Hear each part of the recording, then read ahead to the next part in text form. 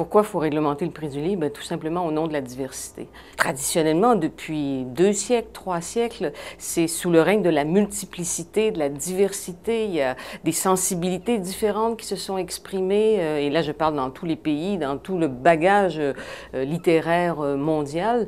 Et donc si on veut que cette diversité-là puisse continuer d'exister, ben, il faut assurer des conditions économiques qui vont le permettre de le faire. Il faut que les règles du jeu soient clarifiées. Et l'établissement d'un prix réglementé du livre, ben, c'est là où on en est à l'heure actuelle, c'est la chose à faire. D'ailleurs, il aurait fallu le faire plus tôt. Le prix réglementé du livre, ce n'est pas la réponse à tout, hein, ce n'est pas la panacée, mais c'est une mesure très certainement qui va dans le sens de la diversité et de la préservation des acquis et puis même de leur croissance. C'est l'industrie, quelques grands joueurs de l'industrie qui cassent les prix.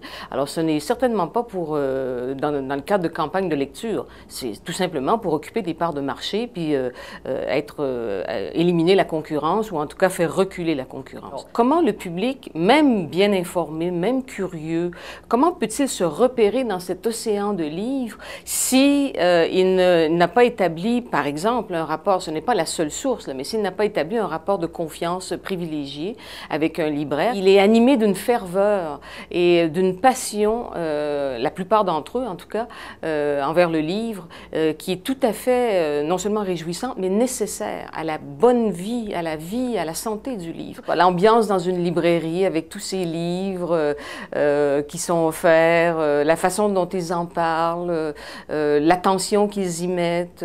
Moi, pour avoir animé à plusieurs reprises des rencontres en librairie, bien d'abord, c'est un cadre apaisant, c'est un cadre propice à la vie de l'esprit. Les bibliothèques le sont aussi, mais je trouve important qu'il puisse exister des lieux où, encore une fois, les impératifs économiques qui sont réels n'occupent pas toute la place et que la dimension culturelle et donc littéraire soit encore privilégiée.